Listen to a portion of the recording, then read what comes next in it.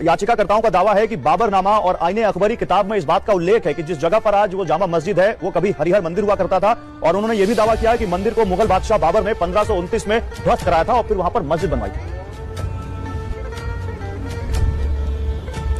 सबसे पहली बात यह कि भाड़ में जाए बाबरनामा, उसको बैतुल खला में डालने की जरूरत नहीं मानता मैं उसको। मैं क्या मानता हूं, प्लेसेस ऑफ वर्शिप एक्ट 1992 जिसको भारत की पार्लियामेंट ने बना कानून बनाया, सेक्शन 3 क्या कहता है बताइए आप। नमस्कार, आपण पाहतात कटाक्ष। मित्रांनो, आज आपण एका संवेदनशील विषयावर बोलणार आहोत। 16व्या शतकात 1528 मध्ये बाबरने पाडलेल्या श्रीहरी मंदिराच्या अवशेषावर संभळची जामा मशीद बांधली गेली आहे असा दावा करण्यात आला, आणि या दाव्यानंतर उत्तर प्रदेशच्या पुरातत्व विभागाने न्यायालयाच्या आदेशानुसार त्या जागेचं सर्वेक्षण करण्याचा निर्णय घेतला। मित्रांनो, या जागेचं सर्वेक्षण करायचं ज्यावेळेस काम हाती घेण्यात आलं त्यावेळेस तेथील अनेक मुसलमानांनी या सर्वेक्षणाला विरोध केला आणि तिथं हंगामा उपस्थित केला।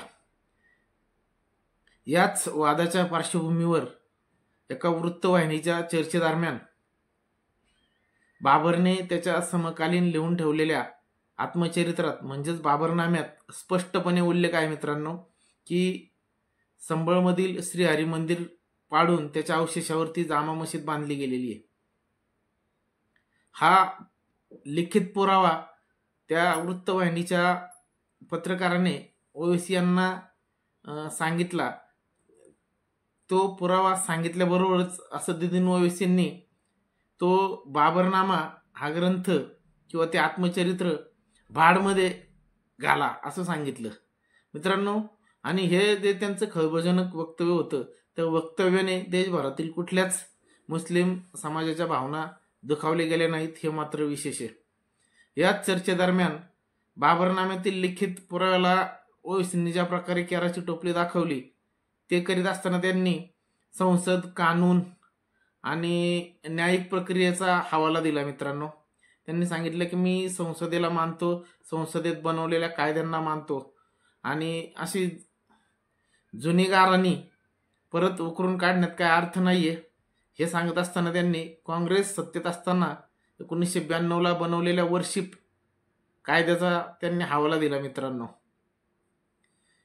आता गंमत बघा, हे हैदराबादचे खासदार बॅरिस्टर आहेत, उच्च शिक्षित आहेत, तर यांना ज्यावेळेस सोयीचं असतं एखादा मुद्दा एखादी गोष्ट सोयीची असती त्यावेळेस त्यांना संसद, कानून, लोकशाही, न्यायपालिका सगळं आठवतं मित्रांनो। आता हे करीत असताना त्यांनी काय केलं, डायरेक्ट बाबराच्या आत्मचरित्राला डायरेक्ट भाडमध्ये घातलं। आता असाच एक दुसरा खटला या देशात झाला होता आपल्या की याच बाबराने संपूर्ण हिंदूंचा आराध्य दैवत प्रभू श्रीराम यांच्या जन्मभूमीवर अतिक्रमण करून बाबरी मशीद बांधली होती। आता ही बाबरी मशीद न्यायपालिकेच्या एकदम प्रणालीतून तापून सलाखून बाहेर येऊन त्या ठिकाणी भव्यदिव्य असं राम मंदिर बांधण्यात आलेलं आहे। पण हे राम मंदिर न्यायपालिकेने कायद्यांनी बांधले ते त्यांना खटकत असतं मित्रांनो। तर ते नेहमी म्हणत असतात की त्या जागेवर जे बांधलेलं राम मंदिर आहे ते त्यांना मान्य नाही आणि कायमत तक त्या जागेवरती बाबरी मशीद राहील असं ते अनेकदा बोलतात, तेही बोलतात आणि अनेक मुस्लिम समाजातील लोकही बोलत असतात। आता बघा, यांना बाबराने बांधलेली वस्तू कायमत तक पाहिजे, पण बाबराने लिहून ठेवलेल्या आत्मचरित्राला त्यांना भाडमध्ये घालायचंय। असं कसं दुटप्पी भूमिका घेऊन नाही चालणार।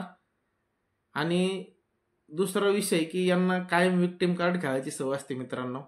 यांना कागद दाखवा म्हटलं तरी ते विक्टिम कार्ड खेळून रडत असतात, आणि यांना बाबराने लिहिलेला कागद बघा म्हटलं तरी त्याला केराची टोपली दाखवून ते विक्टिम कार्ड काढून आजही खेळत आहेत मित्रांनो। अशा एका धार्मिक कट्टरतेवर आधारित पक्षाच्या एका खासदाराला आपण किती महत्त्व देणार आहोत आणि यांचं लांगुल चालन या देशामध्ये किती दिवस चालणार आहे हा एक संशोधनाचा विषय आहे मित्रांनो। तुर्तास थांबतो। पाहत राहा आपला चॅनल कटाक्ष. लाईक करा, सबस्क्राईब करा आणि सहकार्य असू द्या. धन्यवाद.